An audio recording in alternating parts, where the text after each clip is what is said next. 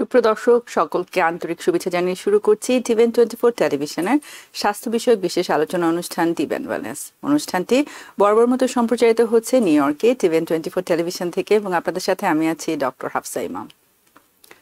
আমরা অনেক সময়ই আমাদের আশেপাশে অনেকের কাছে শুনতে পাই যে আমার ভীষণ মাথা ব্যথা হচ্ছে বা হঠাৎ করে খুব শরীর অসুস্থ লাগছে। দেখা যায় যে একজন সুস্থ মানুষ কিন্তু সে হঠাৎ করে এ ধরনের কমপ্লেইন করছে এবং শুয়ে থাকছে এবং কি বসে থাকতেও তার শরীর অসুস্থ লাগছে। রিসেন্টলি আমার একজন পরিচিত ব্যক্তি সে বাংলাদেশ থেকে ট্রাভেল করে যুক্তরাষ্ট্রে আসলেন এবং সে এক স্টেট থেকে ট্রাভেল করে আবার আরেক স্টেটে গেলেন এবং সে কিন্তু সম্পূর্ণ সুস্থ ছিলেন। তার বয়স প্রায় 70-এর কাছাকাছি। হঠাৎ করেই তিনি কমপ্লেইন করা শুরু করলেন যে তার ভীষণ শরীর খারাপ লাগছে। কীরকম খারাপ লাগছে এক্স্যাক্টলি তিনি বলতে পারছেন না, কিন্তু বারবার তিনি মাথা ব্যথার কথা বলছিলেন। যেরকম করে আমরা অনেকেই বাংলায় বলে থাকি যে আমার মাথা দপদপ করছে, মাথার পাশে হঠাৎ করে শিরোগুলো ফুলে উঠেছে, এ ধরনের উনি কমপ্লেইন করছিলেন। কিন্তু তার সাথে পরিবারের যারা ব্যক্তি ছিল, আদার পিপল, তারা কিন্তু আসলে ব্যাপারটিকে ওভারলুক করে গেলেন। অনেকেই ভাবলেন যে হয়তোবা তিনি কমপ্লেইন করছেন কারণ তিনি ট্রাভেল করছেন, তো তিনি হয়তোবা একটু এক্সস্টেড ফিল করছেন বা তিনি হয়তোবা আশেপাশে বেশি একটা ঘুরতে চাচ্ছেন না, বাসায় থাকতে চাচ্ছেন, বা হঠাৎ করে তিনি যেহেতু দেশের বাইরে এসেছেন তার হয়তোবা এক ধরনের অ্যাডজাস্টমেন্ট ইস্যু হচ্ছে। এবং প্রায় 4-5 দিন পরে তিনি আসলে যখন একই কথা বারবার বলে যাচ্ছেন, তখন তার ব্লাড প্রেশার চেক করে দেখা গেল যে তার আসলে ভীষণ হাই ব্লাড প্রেশার, আমরা যেটাকে মেডিকেল সায়েন্সে বলে থাকি ম্যালিগন্যান্ট হাইপারটেনশন। তার ব্লাড প্রেশার দেখা গেল প্রায় 200/120 এবং এরকম অবস্থায় আসলে তিনি ভাগ্যবান, আমি বলবো যে তিনি স্ট্রোক করেননি। আজকের অনুষ্ঠানে আমরা এ ধরনের একটি সিচুয়েশন নিয়ে আলোচনা করব যে অনেক সময় আমাদের খুব হাই ব্লাড প্রেশার হয় কিন্তু দেখা যায় যে সিচুয়েশনটি নেগলেক্টেড থেকে যায়। এটা অনেক সময় পেশেন্টের নিজের দিক থেকেও এবং তার আশেপাশে যারা আছেন তাদের দিক থেকেও।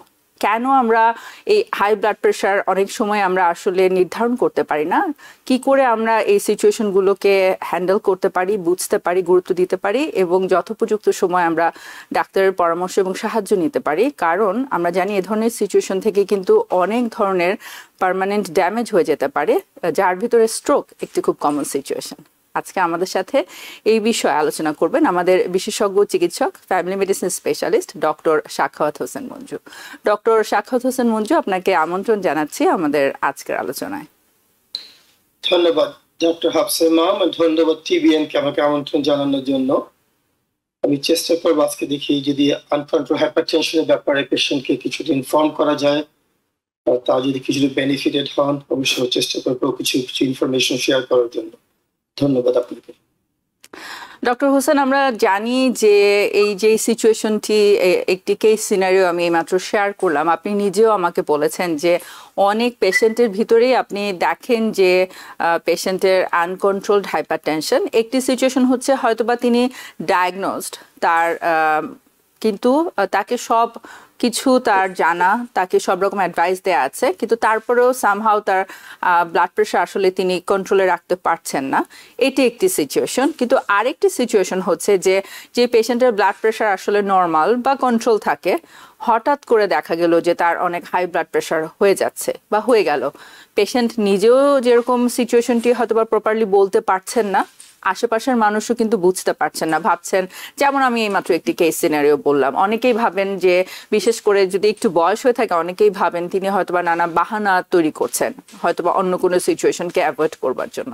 তো আপনার কাছে শুরুতেই জানতে চাইবো যে এই যে আপনার যে কারণগুলো, যে কারণে হয়তোবা আমাদের আনকন্ট্রোলড হাইপারটেনশন বা হাই ব্লাড প্রেশার মতো সিচুয়েশন অনেক সময় নেগলেক্টেড হয়, আপনি যদি সেটা একটু আমাদের সাথে আপনার এক্সপেরিয়েন্স থেকে আলোচনা করেন। কন্ট্রোলড হাই ব্লাড প্রেশার বা ব্লাড প্রেশার যেটা আসলে নেগলেক্টেড বা ওয়েল কন্ট্রোলড না, এটা মেইন কারণ হচ্ছে আমি বলবো majority of the time patient যে রুটিনলি ফলো আপ করার কথা তাদের ডাক্তারদের সাথে, সেই জিনিসটা হয় না।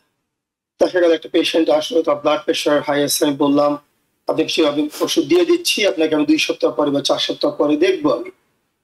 lot of the times patient follow up হয়তো লাইডোতে আসবে না, হয়তো আবার 3 মাস 6 মাস পরে আসলো, সেম ওষুধ হয়তো কন্টিনিউ করতেছে, বাট ব্লাড প্রেশারটা কন্ট্রোল হচ্ছে না বিকজ অফ সেটা ওষুধে আর কিছু অ্যাডজাস্টমেন্ট দরকার ছিল।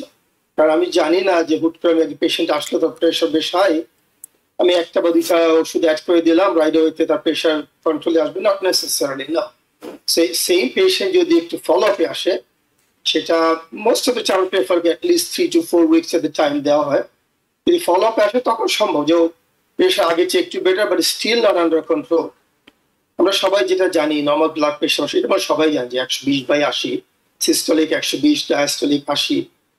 কিন্তু বিটুইন নর্মাল ব্লাড প্রেশার আর হাই ব্লাড প্রেশার যে রেঞ্জ একটা আছে, যেমন যখন আমরা বলি 140 over 90 হাই ব্লাড প্রেশার, কিন্তু ইন বিটুইন যেটা 130, 85 যেটা ব্লাড প্রেশার যে থাকে, স্টিল দ্যাটস কনসিডার হাইপারটেনশন হিসেবে কনসিডার হয়। নেগলিজেন্সি বা পেশেন্টের ডিনায়াল বলেন বা ডাক্তার পেশেন্ট বলছে না ডাক্তার এই অবস্থা সিচুয়েশন আমার ওষুধের দরকার, আমি দেখি লাইফ স্টাইল কি চেঞ্জ করা যায়, ওকে দ্যাটস ফাইন। আমার কথা হচ্ছে যেটাই তারা করছে লাইফ স্টাইল চেঞ্জ করুক, বা তার হয়তো কিছু কোনো ফ্যাক্টর ছিল, তার পেশেন্ট হয়তো অফিসে আসলো, তার আসার আগে 2 কাপ কফি খেয়ে আসলো, তো ব্লাড প্রেশার স্বাভাবিক হাই হওয়ার সম্ভাবনা আছে। কিন্তু ওইসব জিনিস যদি এক্সক্লুড করতে পারি, যেন পেশেন্টের অন্য কোনো ফ্যাক্টর ছিল না ব্লাড প্রেশার হাই হওয়ার জন্য, বাট স্টিল হাই, ওই সিচুয়েশন মানে ইগনোর করার কিছু নেই। মানে সেটা আমি মানে আমাদের ডাক্তারদেরও অনেক সময় হয়তো কিছুটাই থাকে যেন it's not 140, 130, 135, or let it go, I'll see in 6 months, মানে না, এটা মানে এটা রং অ্যাপ্রোচ, এটা আমরা অনেকে হয়তো করি। কিন্তু এই যে আনকন্ট্রোল হাইপারটেনশন মেইন সমস্যা হচ্ছে যেটা মেজরিটি অফ দ্য পেশেন্ট তাদের কিন্তু কোনো সিমটমস থাকে না অতটা। যে আপনি যে পেশেন্টের কথাটা বললেন যে পেশেন্টের মাথা ব্যথা হচ্ছিল, ভালো লাগতেছিল না বা কিছু, নট নেসেসারি প্রত্যেক পেশেন্ট এভাবে প্রেজেন্ট করবে, রাইট? হ্যাঁ, তারপরে যে পেশেন্টের হেডেক, আনইউজুয়াল টায়ার্ডনেস লাগে, রাতে ঘুমোতে পারে না, মাথা মানে অনেক পেশেন্ট আমার মাথা ছিঁড়ে পড়তেছে, মানে তখন প্রেশার চেক করলে প্রেশার অনেক হাই। এই জিনিসটা আমি যখন বাংলাদেশে গিয়েছি তখন দেখছি, আমি কিছু ফ্রি মেডিকেল ক্লিনিকের ক্যাম্প ট্যাম্প করতে তখন দেখলাম গ্রামে প্রচুর লোকের প্রেশার প্রচুর high, they don't have any idea. কিন্তু এই দেশে যেহেতু অপশন আছে, ইজিলি তারা ডাক্তারের কাছে যেতে পারতেছে, ইন্স্যুরেন্স আছে, ট্রিটমেন্ট পাচ্ছে, মেজরিটি অফ দ্য টাইম আমি তো বলবো যে আমি যাদের মেডিকেড বা মেডিকেয়ার যাই আছে, আমার মনে হয় খুব ওষুধ খুব এক্সপেন্সিভ। আর কারো যদি এখন তো ইন্স্যুরেন্স না থাকে বা কিছু, মানে ডাক্তার দেখেন accommodate those patient easily as well, but যে আমি স্ট্রংলি বলবো যে না, আপনার ইগনোর না করে, যে আপনার যদি কোনো খারাপ লাগে বা অ্যাটলিস্ট মানে বছরে একবার যদি নর্মাল চেক আপে যদি যায়, ওই সিচুয়েশন যে দেখেন প্রেশারটা আমার এনাফ কন্ট্রোল না, যেন 120/80 নিচে না, আমি তাদের বলবো ইভেন অ্যাটলিস্ট 6 months পরে আবার রিচেক করা বা কিছু। আর যদি হাই হয় তাহলে তো কথাই না, বলবো ইস্যু পেশেন্ট অ্যাটলিস্ট মান্থলি ফিজিশিয়ানের সাথে কনসাল্ট করে until it becomes under control. মানে মেডিকেশন অ্যাডজাস্টমেন্ট বিশাল ফ্যাক্টর একটা। আমি একটি জিনিস যেটা খুব কমনলি দেখি যে অনেক সময় আমাদের বিভিন্ন পেশেন্ট তারা কিন্তু আসলে মানে বলেন যে পেশেন্টের স্ট্রোক করেছে, এবং পেশেন্ট বলেন যে তার আসলে হাই ব্লাড প্রেশার এ ধরনের যে কোনো সিচুয়েশন আছে পেশেন্ট কোনোদিন জানতেনই না, হ্যাঁ, তার কোনো সিমটমসই নাকি কখনো ছিল না।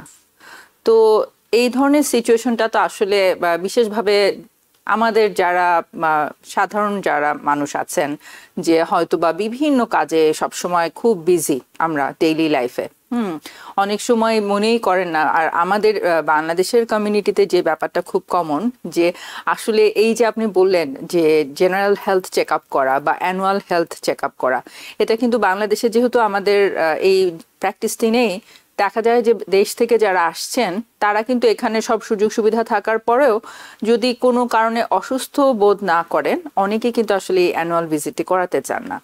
তো হঠাৎ করে যখন তার স্ট্রোক করছে, সে বলছে যে আমার তো আসলে এ ধরনের কোনো সমস্যা ছিল না, আমি কখনো কোনো সমস্যা ফিল করিনি, যেটাকে আমরা বলে থাকি আসলে অনেক পেশেন্টই কিন্তু অ্যাসিমটোমেটিক থাকেন। তো এই বিষয়টি আপনি যদি একটু আলোচনা করেন। এই যে আনকন্ট্রোলড হাইপারটেনশন বা যাদের ব্লাড প্রেশার আছে, তাদের যে পার্টিকুলার কোনো সিমটম কিন্তু নাও থাকতে পারে, somehow body get adjusted, body adjust হয়ে যে সব সিমটমস, তারা আস্তে আস্তে যে ইগনোর যে জিনিসটা আপনি বললেন, কারণ তার ব্লাড প্রেশার চেক করেন লাস্ট 6 মান্থস 3 মান্থস 1 ইয়ারে, তারপরে সব ব্লাড প্রেশার চেক করার মানে প্রয়োজন বোধ করে, আই ফিল পারফেক্টলি ফাইন। কিন্তু যখনই সামটাইম যখন সিমটম যেটা হবে, সামটাইমস ইটস টু লেট। যেমন আপনি যেটা বললেন, কেউ যদি একটা স্ট্রোক করে, কেউ যদি একটা মেজর হার্ট অ্যাটাক করে, বা হয়তো পেশেন্ট আসছে অলরেডি যে আমার দু পা ফুলে গেছে, আমার শ্বাসকষ্ট হচ্ছে, he or she developed already, মানে সেটা হার্ট ফেলিউর ডেভেলপ করছে, কিডনি ফেলিউর ডেভেলপ করছে, but sometimes it's too late. আমি এইভাবে পেশেন্ট দেখেছি। আমি যে জায়গায় বিশেষ করে আমি পেনসিলভেনিয়ায় প্র্যাকটিস করি, ফর সাম রিজন ক্যারিবিয়ান কিছু পেশেন্ট আছে, পোলিশ কিছু পেশেন্ট আছে, বাট এই যে ফিজিক্যাল চেক আপ শুধু নট অনলি বাংলাদেশের কমিউনিটি, অনেক কমিউনিটিতে কিন্তু আছে, তারা মানে অতটা কেয়ার করে। বিশেষ করে আমি জাস্ট এই আপনার এই আগে প্রোগ্রামের আগে একটা জিনিস দেখতেছিলাম যে মানে আনেওয়ার কার যে এই যে আমার হাই ব্লাড প্রেশার আছে, মেজর গ্রুপ কিন্তু ইয়ং গ্রুপটা 18 to 39, মানে তারা তারা দে আর মোস্ট আনঅ্যাওয়ার যে I don't have any problem, fine. ওই গ্রুপটাই কিন্তু যে ইয়ারলি ফিজিক্যাল বলেন, ডাক্তার চেক আপ ওগুলো অ্যাভয়েড করতেছে তার, কারণ I don't need anything, I am perfectly fine. কিন্তু যখনই আসে যে আমার কথা হচ্ছে কি, যে আপনি যদি ব্লাড প্রেশার আপনি থাকুক বা না থাকুক, high blood pressure, at least yearly একটা চেক আপে যান। যদি কোনো সিমটম ফিল করেন, বা যেমন আমার হচ্ছে যেমন কিছু কিছু পেশেন্ট আসে আমাদের, ও আমার আমার বেশ পালপিটেশন হচ্ছে, দ্যাটস অ্যানাদার কমন সিনারিও। আবার হচ্ছে পেশেন্ট ঘুমাতে পারতেছে না রাত্রেবেলা, আর যেমন শ্বাসকষ্ট, পা ব্যথা, মানে পা ফুলে যাচ্ছে, this are very typical situation patient comes with.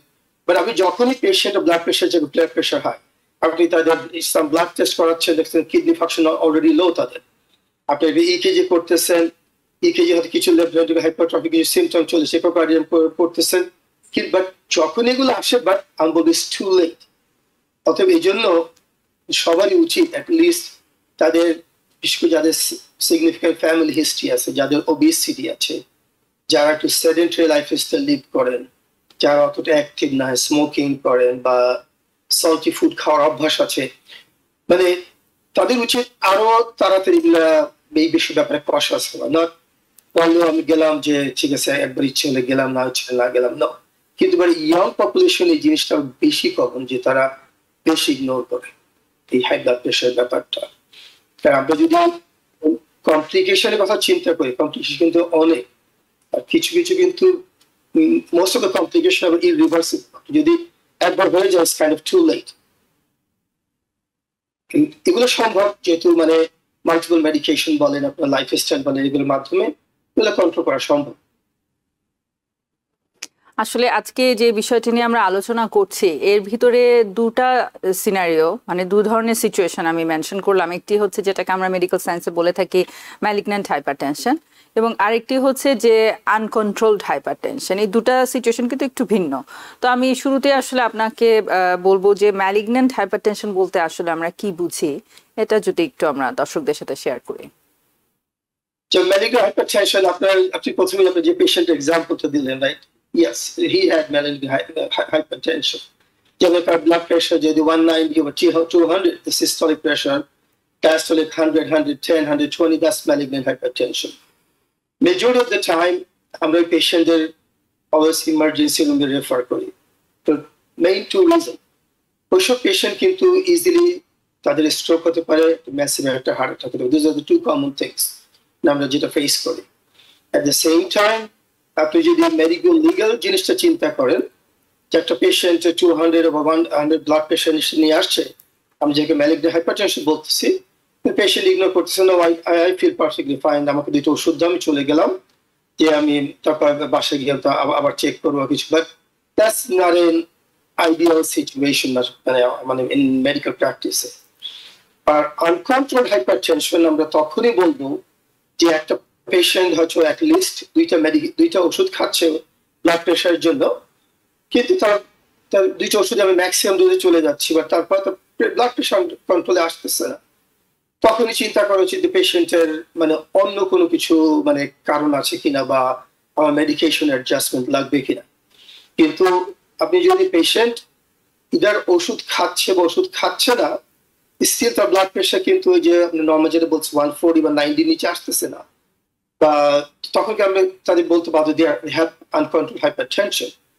কিন্তু পেশেন্ট যদি ওষুধ খায়, 2-3 ওষুধ খাচ্ছে, বাট তারপর still control, and that's still uncontrolled hypertension. কিন্তু এই দুইটা সিনারিও, আপনি ম্যালিগন্যান্ট হাইপারটেনশন বলেন বা আনকন্ট্রোল হাইপারটেনশন বলেন, দুইটার কিন্তু আলটিমেট মানে রিস্ক বা কমন যেসব প্রবলেম হতে পারে এগুলো লিস্ট কিন্তু অনেক বড়। আপনি যদি ম্যালিগন্যান্ট হাইপারটেনশন পেশেন্টের যে কমন দুইটা সিনারিও আমি আগেই যেটা বললাম, যে তারা স্ট্রোক করার সম্ভাবনা খুব বেড়ে যায়, তাদের একটা ম্যাসিভ একটা হার্ট অ্যাটাক করার সম্ভাবনা বেড়ে যায়। সেম পেশেন্ট এট্রিয়াল ফিব্রিলেশন যেটা বলি, ইররেগুলার হার্টবিট, তাদের এই জিনিসটা বেশি হয়। আবার লং টার্ম যদি বলেন যে পেশেন্ট আনকন্ট্রোল হাইপারটেনশন ছিল বা ম্যালিগন্যান্ট হাইপারটেনশন অনেকদিন যাবত আছে, তাদের কিন্তু হাইপারটেনসিভ রেটিনোপ্যাথি বলে, ওই যে মানে চোখের যে ব্লাড সাপ্লাই যেগুলো আছে ওইসব ব্লাড ভেসেলগুলো রাপচার হয়ে তাদের হাইপারটেনসিভ রেটিনোপ্যাথি, তাদের ভীষণ সমস্যা হয়। At the same time say patient কিন্তু আনইউজুয়ালি তাদের ফেটিক থাকবে, তাদের হেডেক থাকবে।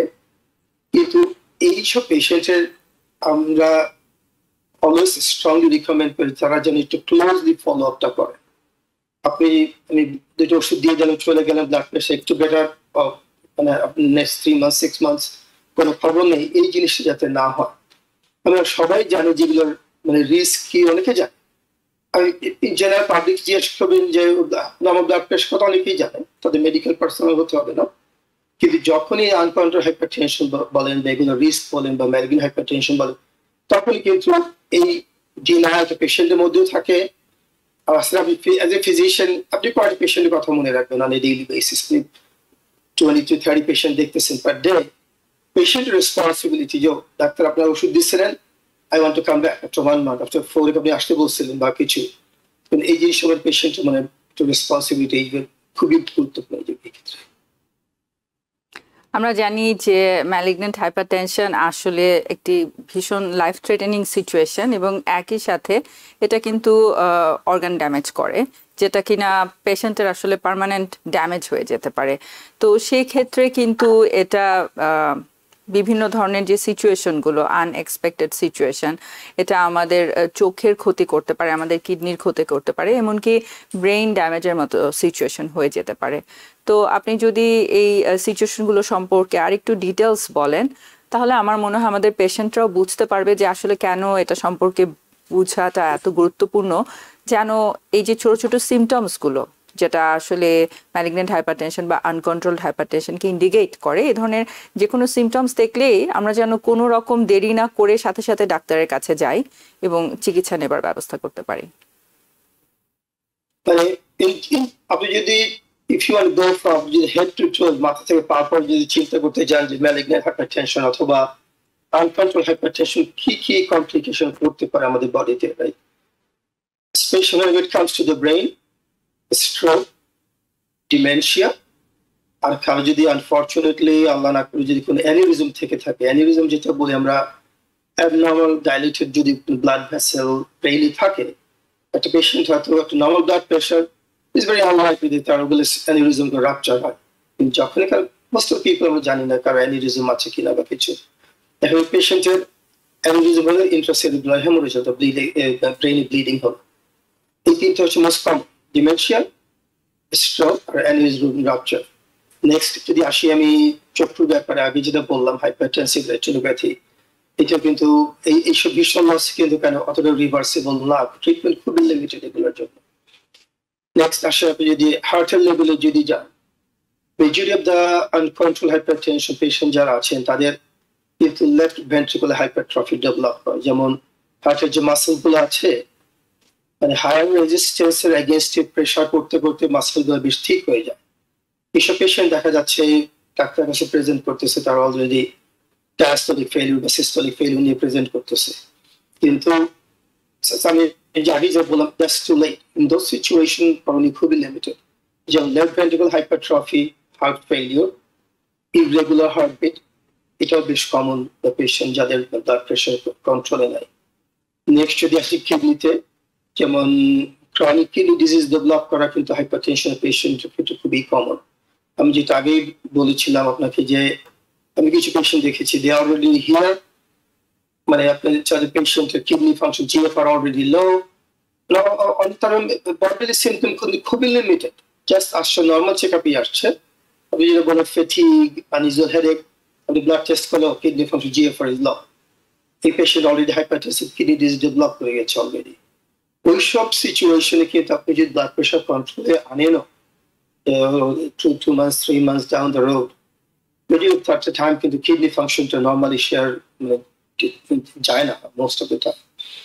আর যখনই কিডনি ফেলিউর বা হার্ট ফেলিউরটা দেখা দেয় তখন পেশেন্টের কমপ্লিকেশন শুরু হয় কি বডিতে ফ্লুইড রিটেনশন শুরু হয়, কারো লাংসে পানি জমলো, কারো পায়ে পানি জমলো, দেখা হলো যখন শুতে গেল রাত্রবেলা ফ্ল্যাট হয়ে শুলে শ্বাস করতে পারতেছে না because of typical symptoms for congestive heart failure. এইসব সিচুয়েশনে আমি বলবো হ্যাঁ অনেকে বলতে পারে it's too late, sometimes not too late. আপনি যদি ইগনোর করেন it won't take too long যে ও হার্ট ফেলিউর ডেভেলপ করতে সময় লাগবে না। এই জন্য আমাদের উচিত যাদের মানে আমি হাই ব্লাড প্রেশার থাকুক বা না থাকুক অ্যাটলিস্ট ইয়ারলি চেক আপে যান।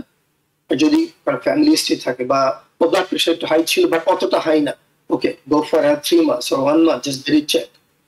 ইন দ্য মিন টাইম যদি লাইফস্টাইল মডিফিকেশনের কথা যদি বলি, অনেক কিছু জানি আমরা, কিন্তু বা যখনই প্র্যাকটিক্যাল বা ইমপ্লিমেন্টেশনে আসে তখন এই জিনিসটা করি না আমরা। যেমন হাই সল্ট ডায়েট তো বেশ কম, আমাদের ম্যাক্সিমাম খাবার দাবার যেটা আমরা খাই মানে হাই সল্ট ডায়েট বলেন, আপনার সেডেন্টারি লাইফস্টাইল বলেন, স্মোকিং বলেন, এগুলা কিন্তু বেশ বিশাল রিস্ক ফ্যাক্টর মানে ব্লাড প্রেশার বাড়ানোর জন্য। নট এক্সেসিভ ক্যাফিন ইনটেক এটা অ্যানাদার জিনিস।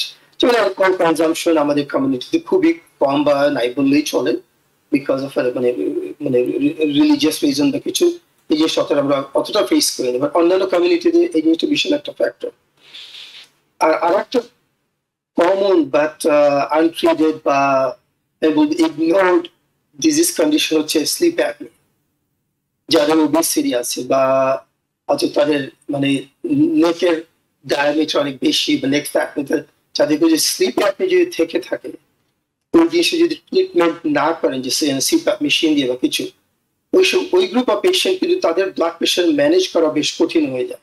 যেমন আমার এক পরিচিত এক আত্মীয় আছেন, মানে স্লিপ অ্যাপনিয়া আছে অনেক দিন ধরে, বাট সে সিপ্যাপ বেশি ইউজ করা লাইক করে না। She already went through the stent. She has uncontrolled hypertension. That's the beginning. She's too young. Not even 50 years old yet. That's one of the example.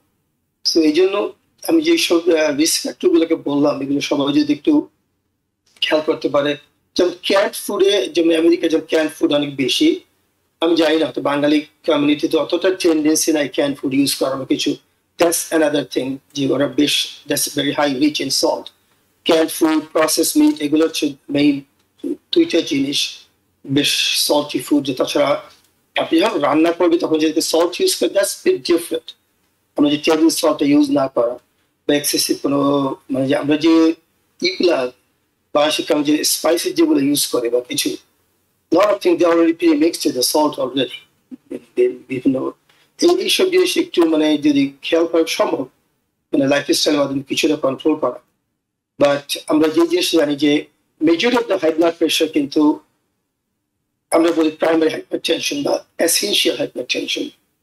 there is no specific secondary reason যে পেশেন্টের renal artery stenosis আছে এই জন্য high blood pressure হচ্ছে, তার ARS stenosis high blood pressure হচ্ছে, এগুলো কিন্তু খুবই কম। বলবো if I'm not wrong, but 85 to 90% cases, essential hypertension. Just there's no specific reason patient blood pressure can at high. কিন্তু main target should be আমি কেমনে ম্যানেজ করব যাতে আমার ব্লাড প্রেশার আনকন্ট্রোল যাতে না থাকে, যাতে আমার এদের কমপ্লিকেশন যাতে ফেস না করতে হয়। জি, অসংখ্য ধন্যবাদ। আমরা একটু পরে আলোচনা করব ম্যানেজমেন্ট, ট্রিটমেন্ট এবং আদার সিচুয়েশনগুলো নিয়ে। সুপ্রিয় দর্শক, এই মুহূর্তে চলে যাচ্ছে একটি ছোট্ট বিরতিতে, আমাদের সাথেই থাকুন। সুপ্রিয় দর্শক, বিরতির পর আবারও ফেরত আসছি আপনাদের সাথে আজকে টিভেন ওয়েলনেসের আলোচনায়।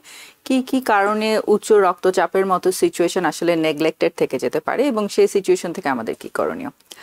ডক্টর হোসেন, আপনি বলছিলেন যে ম্যালিগন্যান্ট হাইপারটেনশনের বিভিন্ন আন্ডারলাইন কজগুলো এবং আনকন্ট্রোলড হাইপারটেনশন এবং ম্যালিগন্যান্ট হাইপারটেনশনের যে সিচুয়েশনগুলো কমনলি পেশেন্টরা প্রেজেন্ট করে। তো আমি যেহেতু আমাদের আসলে আলোচনার প্রধান উদ্দেশ্যই হচ্ছে পেশেন্টদের এডুকেট করা, যেন সিচুয়েশনগুলো আমরা প্রিভেন্ট করতে পারি, তো সেখান থেকে আমি আবারও একটু জানতে চাইবো যে খুব কমন যে সিমটমসগুলো, যেহেতু আসলে এই যে আনকন্ট্রোলড হাইপারটেনশন বা ম্যালিগন্যান্ট হাইপারটেনশন অনেক সময় দেখা যাচ্ছে যে এটা নেগলেক্টেড হচ্ছে, কারণ পেশেন্ট বা পেশেন্টের সাথে যে লোকজন তারা বুঝতেই পারছেন না যে এটা আসলে যে একটি লাইফ থ্রেটেনিং সিচুয়েশন হতে পারে।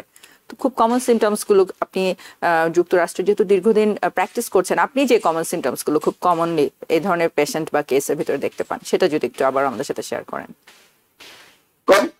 কমন সিমটমস গুলো হচ্ছে যেমন হেডেক একটা কমন সিমটম। পেশেন্ট আসতেছে যে আমার মাথা ব্যথা করে, আমি রাত্রেবেলা ঘুমোতে পারি না, বা মাথা আমি মানে উঁচু করে রাখতে পারতেছি না। হেডেক একটা মোস্ট কমন ওয়ান। বা আনইউজুয়াল ফ্যাটিক, অস্বাভাবিকভাবে দুর্বল লাগতেছে। সামটাইমস বলবো যে আমার সামটাইমস বুক ধরপড় করে।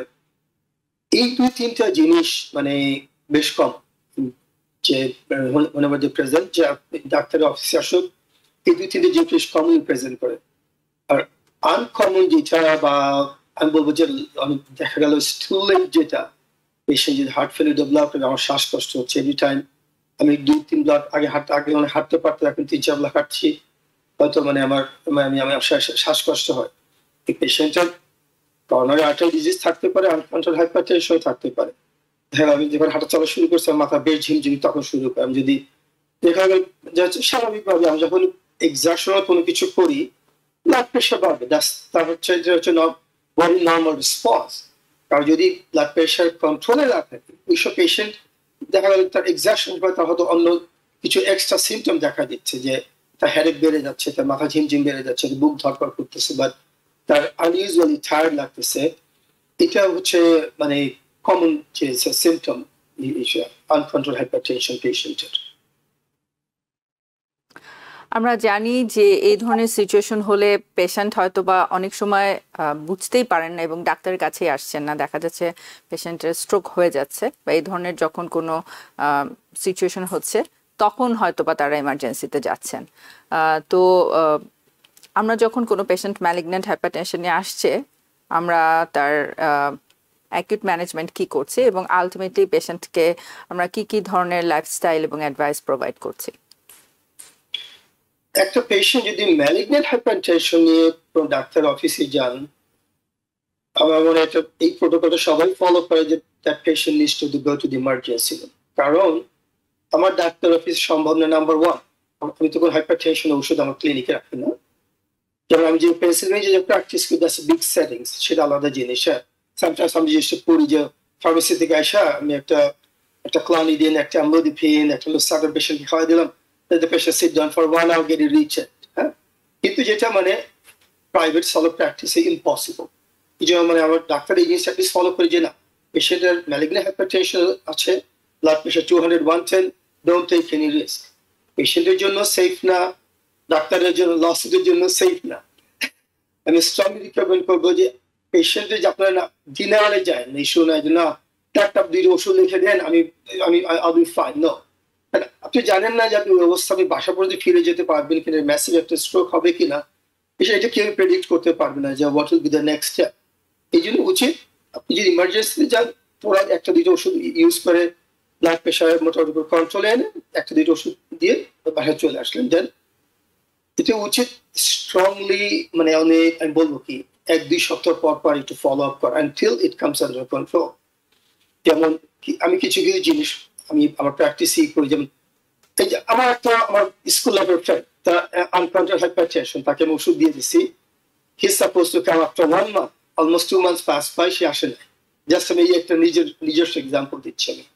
এটা একটা কমন, কারণ আমি জানি না তার ব্লাড প্রেশার ওই একটা ওষুধে কন্ট্রোল হচ্ছে কিনা, কিন্তু একটা আইডিয়াল না একটা পেশেন্ট আসছে, আমি তাকে একবারে 2-3 ওষুধ ধরাই দিলাম যে খান, তো পেশেন্টের যে হাইপারটেনশন হবে না, ব্লাড প্রেশার বেশি ড্রপ করবে না, নাথিং ইজ গ্যারান্টিড। এই জন্য অলওয়েজ রিকমেন্ডেড হচ্ছে আমরা যাতে স্লোলি যাতে টাইট্রেট করি, যাতে টাইট্রেশন মিনস আমি ব্লাড প্রেশার ওষুধগুলো আস্তে আস্তে অ্যাডজাস্ট করবে, যাতে পেশেন্টের কোনো আনকমফোর্টেবল সিচুয়েশন যাতে না হয়, যে আমি ব্লাড প্রেশার বেশি ড্রপ করতেছি, আমার পেশেন্ট ডিজি ফিল করতেছে ওই জন্য, যে লো ব্লাড প্রেশার জন্য আমি যদি চার্জ লাগতেছে। Low blood pressure can cause exactly few symptoms which is same মানে আনকন্ট্রোলড হাইপারটেনশনের মতোই।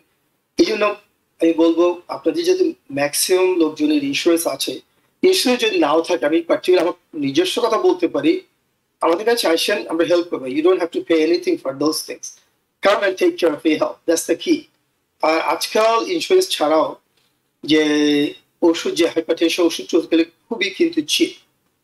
কিছু কিছু ফার্মেসিতে আছে, তাদের যে $4 প্রোগ্রাম আছে ওয়ালমার্টে বা তখন সম্ভব যে একজন যদি ইন্স্যুরেন্স নাও থাকে, ইজিলি সম্ভব যে মানে মান্থলি $10, $12 বা $15 স্পেন্ড করলে তার ব্লাড প্রেশার ম্যানেজ করা সম্ভব, এই ওষুধে যে এত সস্তা এত ওষুধ।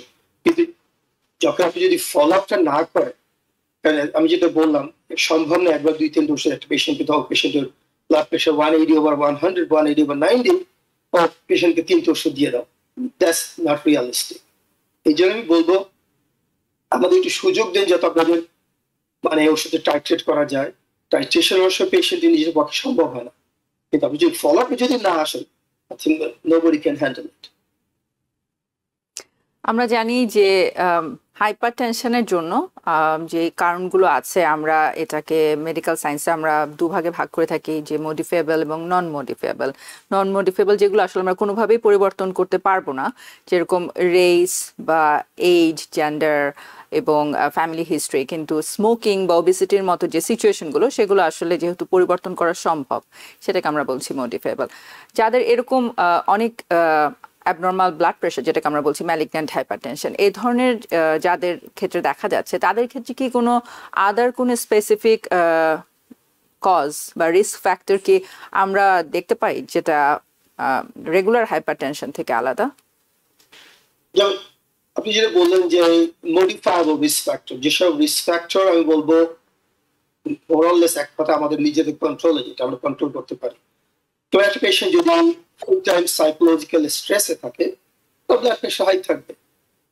এখন রাইট, আমাদের সবার লাইফের স্ট্রেস ডিফারেন্ট, ওই স্ট্রেসটাকে কেমনে ম্যানেজ করা যায়, বা কারো যদি অ্যাংজাইটি থাকে বা অন্য কোনো সমস্যা, মানে যেগুলো সাইকোলজিক্যাল যে সমস্যা থাকে, সেগুলো ট্রিটমেন্ট আছে। বাট কারো যদি ফ্যামিলি লাইফ স্ট্রেস বা working life stress, I think এটা আমাদের নিজেদের দায়িত্ব যে I need to manage my stress, how I am gonna do it, ঠিক না? সেটা ফ্যামিলি মেম্বারও হেল্প করতে পারে। নেক্সট আসতেছে যেমন high sodium diet, that's very common. High sodium diet যদি অ্যাভয়েড করে, দ্যাটস অ্যানাদার মডিফায়েবল ফ্যাক্টর। কারো যদি ওবেসিটি থাকে, তার ওজন অনেক বেশি, আর কারো যদি স্লিপ অ্যাপনিয়া থাকে, make sure treat the sleep apnoea. আর যে সেডেন্টারি লাইফ স্টাইল থাকে, যে হাঁটাচলা টোটালি করে না, সারাদিন এদের বাসায় বসে, আজকাল যে এই যে সেলফোনের যে মানে যুগ আসছে, স্মার্টফোনের যুগ, সারাদি ফোন দেখতেছে, that sedentary life is not helpful for anybody. মানে সেটা বয়স্ক হোক, মাঝ বয়সী হোক, কম বয়সী, কার জন্যই হেল্পফুল না। তার যদি স্মোকিং এর হিস্ট্রি থাকে, এই বেশ কয়েকটা জিনিস কিন্তু আমি বলবো মডিফায়েবল রিস্ক ফ্যাক্টরের মধ্যে বেশ কমন, যে সাইকোলজিক্যাল স্ট্রেসটা রিডিউস করার চেষ্টা করে। হাই সল্ট খাবার, হাই সল্ট মানে ফুড যেটা বা সল্টি খাবারের যদি অভ্যাস থাকে, ওগুলো কমানোর চেষ্টা করা। ওবেসিটি থাকলে ওজন কমানো। আর যে সেডেন্টারি লাইফ স্টাইল থাকে, ডেইলি একটু হাঁটা চলা করা অভ্যাস করে, অ্যাটলিস্ট 30-40 মিনিট যদি মানে ঘরের মধ্যে সম্ভব, অ্যাপার্টমেন্টের মধ্যে সম্ভব, বা জিমে গিয়ে সম্ভব। মানে এক একজনের লাইফ স্টাইল ডিফারেন্ট, এবং ওই লিমিটেশনের মধ্যেই আমরা সবাই ব্যস্ত থাকি কাজ নিয়ে, আমরা জানি রাইট। হ্যাঁ, সকালে কাজে যাচ্ছি, বা তারপর একটা লোক যদি কাজে যদি ব্যস্ত থাকে, আমি কাজের জায়গায় অলমোস্ট আমি 10,000 ফিট হাঁটতেছি, দ্যাটস রিয়েলি গুড। ওই পেশায় আমি বলতেছি তার সম্ভাবনা অনেক সময় আমি কাজ থেকে ফিরে ফ্রেশ টায়ার্ড ফিল করি, দ্যাটস ফাইন। কিন্তু অন্যান্য যেগুলো আছে সেগুলো ফিক্স করেন, যে আপনার যে খাবারগুলো খাচ্ছেন, যেমন এই যে soft drinks American, that's another problem too. এই যে স্মোকিং, এক্সেসিভ ক্যাফিন, এগুলো বলে মানে মডিফায়েবল রিস্ক ফ্যাক্টরের মধ্যে এগুলোই মোস্টলি আছে। আর কারো যদি থাকে যে টেন্ডেন্সি যে আমার ব্লাড প্রেশার 2-3টা মেডিকেশনে কন্ট্রোল হচ্ছে না, আমি রেগুলার ওষুধ খাচ্ছি, কারণ কমপ্লায়েন্স একটা বিশাল ফ্যাক্টর। কিন্তু দেখা যাচ্ছে আমরা পেশেন্ট অলরেডি 3-4টা মেডিকেশন তার লিস্টে আছে, কিন্তু যখনই আপনি একটু ডেপথে যাবেন, পেশেন্টে জিজ্ঞেস করবেন যেন আপনি কি এই ওষুধটা খাইছেন, তখন আপনার পেশেন্টের নামই ভুলে গেছে ওষুধের। So it's very likely the patient ওই ওষুধটা খাচ্ছে না।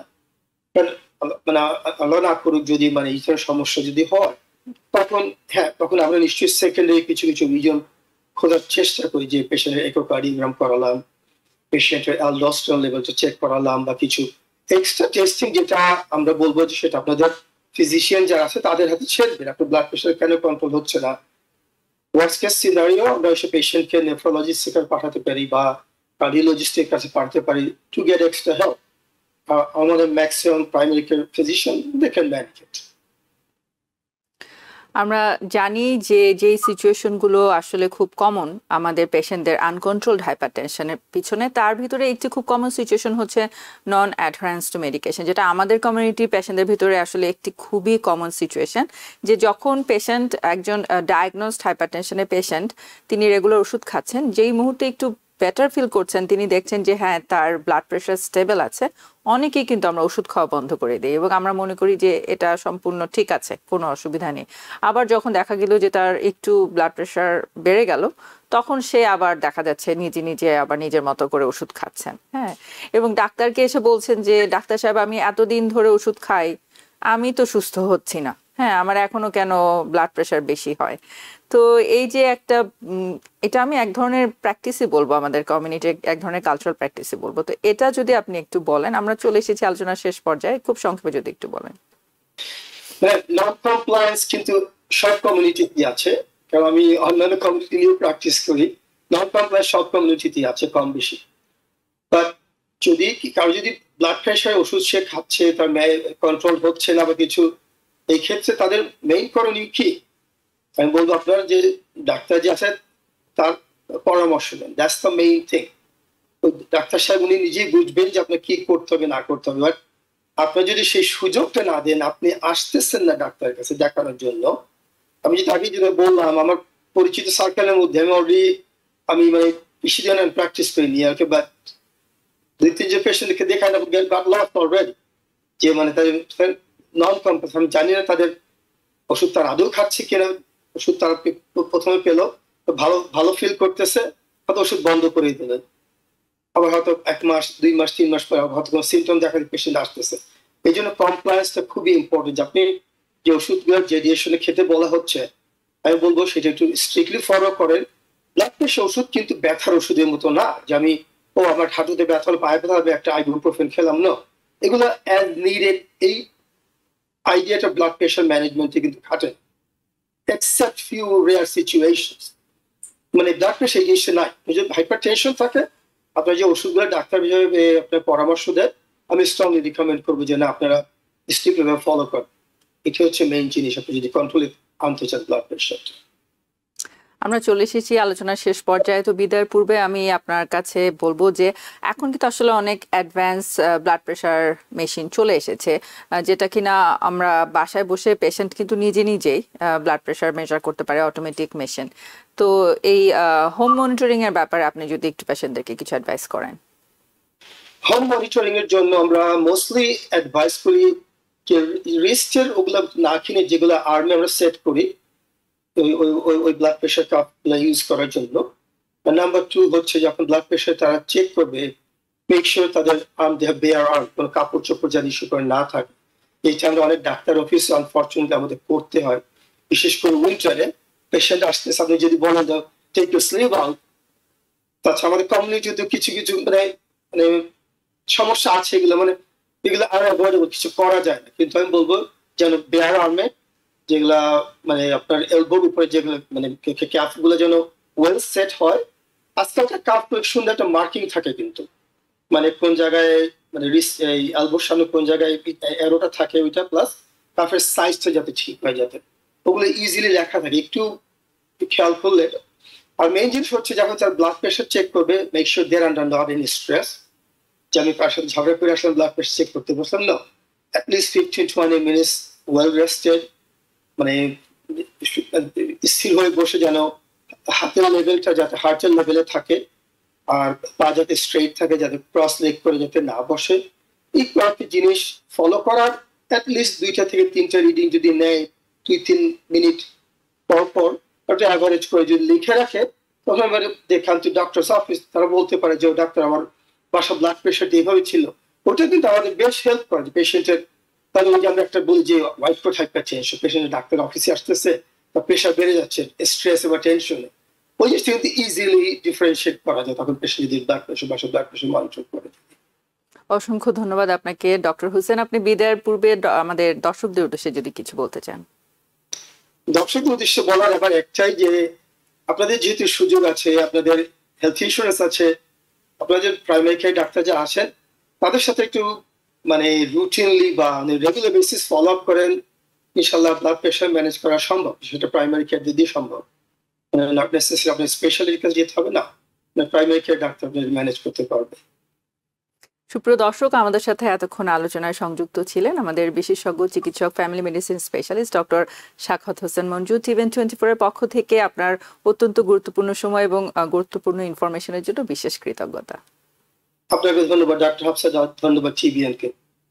সুপ্রিয় দর্শক, আমরা চেষ্টা করেছি সময়ের স্বল্প পরিসরে গুরুত্বপূর্ণ ইনফরমেশনগুলো আপনাদের সাথে শেয়ার করবার জন্য। আমরা যদি এই ইনফরমেশনগুলো জেনে মেনে চলবার চেষ্টা করি, এমনকি আমাদের হঠাৎ করে যদি খুব বেশি মাথা ব্যথা হচ্ছে, শরীর খারাপ লাগছে, বমি বমি লাগছে এবং সেটা বেশ অনেকক্ষণ ধরে হচ্ছে, যেটা আমার একটা কমন এক্সপিরিয়েন্সটা, আমরা কিন্তু দেরি না করে হসপিটালের এমার্জেন্সিতে চলে যাব। যদি আমরা বাড়িতে থাকি বা আশেপাশে ফার্মাসির কাছাকাছি থাকি, আমরা কিন্তু একটি অল্প সময়ের ভিতরে একটু ব্লাড প্রেশারটা চেক করে নিতে পারি। এটা কিন্তু আমাদেরকে মৃত্যুর মতো অবস্থা থেকেও বাঁচিয়ে দিতে পারে। কারণ আমরা জানি যে হাই ব্লাড প্রেশার, যেটাকে আমরা ম্যালিগন্যান্ট হাইপারটেনশন বলছি, আনকন্ট্রোলড ব্লাড প্রেশার, এটা কিন্তু আমাদের হার্ট, ব্রেইন, কিডনি এবং ভিশনের মতো খুবই গুরুত্বপূর্ণ অর্গানগুলোকে আসলে পার্মানেন্টলি ড্যামেজ করতে পারে। সকলে নিরাপদে থাকুন, সুস্থ থাকুন। ধন্যবাদ। টিভিএন 24 টেলিভিশন দেখতে আজই কল করুন 7187776556। লগ ইন করুন www.totalcablebd.com। নিউ ইয়র্ক থেকে সম্প্রচারিত টিভিএন 24 টেলিভিশন বিশ্বজুড়ে বাঙালির কণ্ঠস্বর।